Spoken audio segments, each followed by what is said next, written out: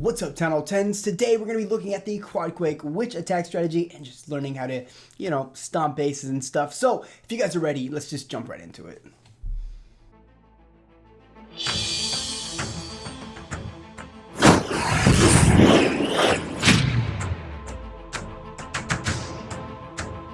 What is up, fam? Welcome back to Roar's channel, where today you are hanging out with your War Doctor as we learn how to get better here in Clash of Clans together. We are going to be hanging out over here in Siren Assassins, where it is an all-female clan. Yeah, I don't really belong here. It's awkward, actually. But they went up against the Naughty Land, and this is some 2T action, guys. The tournament action here, where it is an all-female league. Really fun stuff here. Yes, females do clash, guys, and they are absolutely wicked, showing off their skills here, which we are going to be doing. So, good victory to Siren Assassins again, and Naughty Land, maybe the next one's yours. But what we are going to be looking at, guys, is going to be that Quadquake witch attack strategy. Really beastly stuff, and I really like watching new attack strategies come about, especially when this Earthquake really wasn't a part of the meta and recent changes to the game. Yeah, the Quake is back, guys, and we're seeing it at every Town Hall level. So let's jump right into the attacks, break down the bases, see why it is they use this attack, and let's have some fun, guys. Let's jump right into it.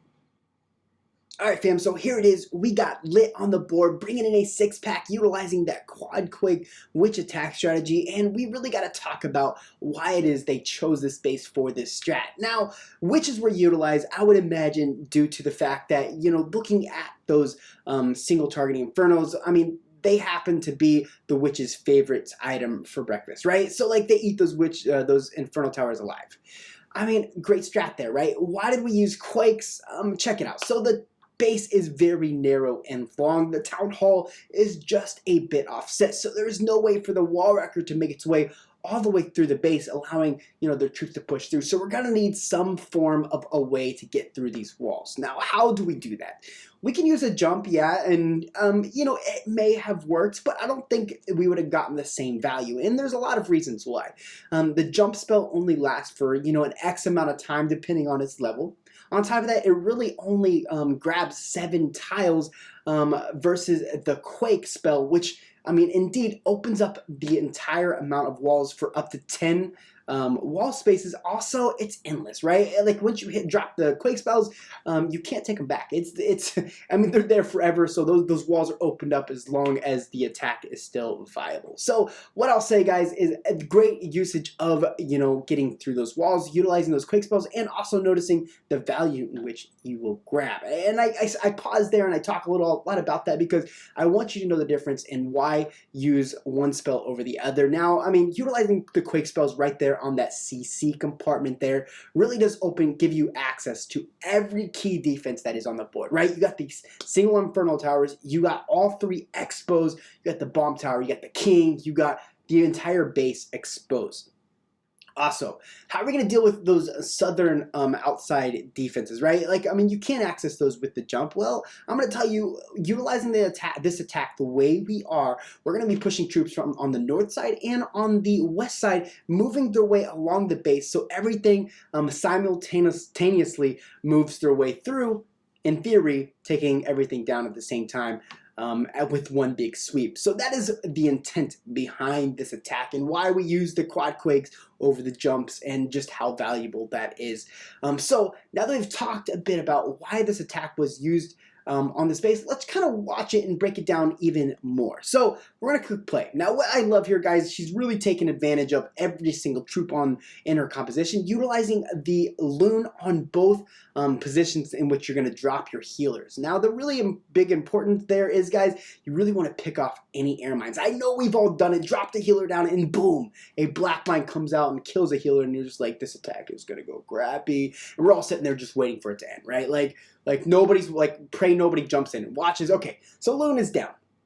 Healers are in exactly where those loons are on both the north and on the west side, right? So we're pushing in, we're dropping in our wall wrecker next, which is directly behind those wall wreckers, and really the purpose there is to help assist with keeping that wall wrecker alive, right? That's what those skellies are for. They're literally just baby tanks one skelly at a time, ensuring that everything else can push their way through. Dropping in a couple freezes. Freezes are there to really just ensure that the wall work gets in nice and deep, as well as it gives the witches and the queen some time to push their way forward and take down those necessary defenses. Right, queen's in directly behind the wall worker along with those witches, right, and they're really there pushing down the CC, taking down stuff behind all those skellies. Yeah, we're really moving through this base pretty quickly. Notice how much value the Quake got. Remember, the Quake is endless, so we have those walls opened up for the entire time this attack is valuable, so we don't have to worry about time being an issue. Pushing our way forward, we do have a P.E.K.K.A. that did indeed come out of the wall wrecker, as well as a P.E.K.K.A. in the composition. Now remember, how are we going to get those outside defenses down?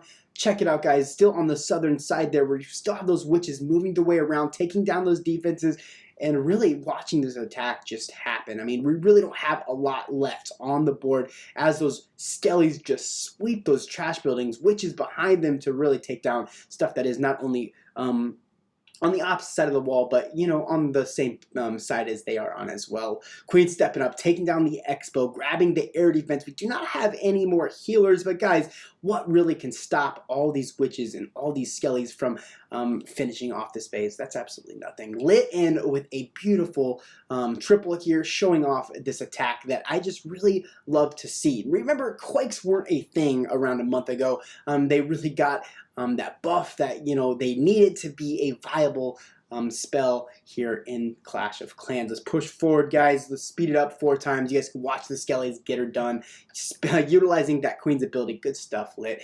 There is the composition that sits in front of you guys. Let's jump right into the very next attack.